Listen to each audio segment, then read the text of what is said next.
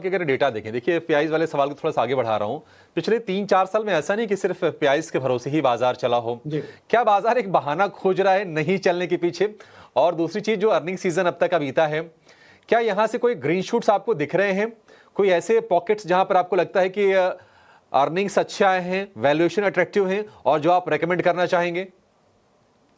देखिए, जो एफपीआईज की सेलिंग थी हमारे डोमेस्टिक इन्वेस्टर्स ने बहुत अच्छी अब्सॉर्ब करी है जितना कर सकते थे। ऑब्वियसली उसको मैच करना इतने छोटे समय में काफी मुश्किल है, पर फिर भी पिछले महीने का डेटा देखें तो 36,000 करोड़ का नेट इनफ्लो था म्यूचुअल फंड्स के पास। और काफी म्यूचुअल फंड्स भी हैं इस समय जो अपने हाईएस्ट एवर कैश एलोकेशन पे बैठे हैं। तो मुझे लग रहा है टेक्निकली भी एक बाजार में एक अपॉर्चुनिटी बन रही है इस कैश को दोनों एफपीआई और डीआईएस के वापस मार्केट में आने की।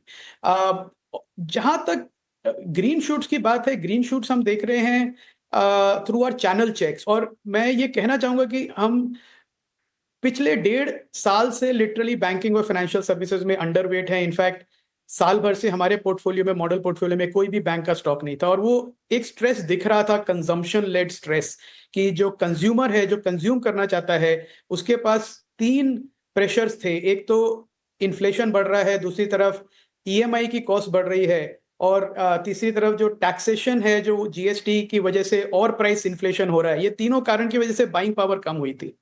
अब ये बाइंग पावर आ रही है और हम देख रहे हैं इसका, क्योंकि अब पहली बार दिख रहा है बहुत समय के बाद, फेस्टिव सीजन के बाद, की इंक्वायरीज वापस आ रही है सेक्टर्स में, जैसे ऑटोज हैं, डिस्क्रिशनरी कंजम्पशन है। आप देखिए कुछ जो कंपनीज है जो केटर करती है होम इंप्रूवमेंट का, उनके रिजल्ट्स मेरे हिसाब से मेरे एस्टिमेट से बेटर थे।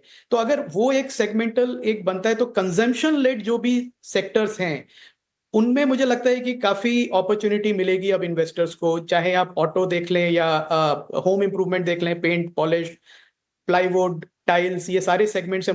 मुझे लगता है कि अच्छी इसमें एक बॉटम फॉर्मेशन हुई है और अब डिमांड पिकअप हो रहा है वहां पे।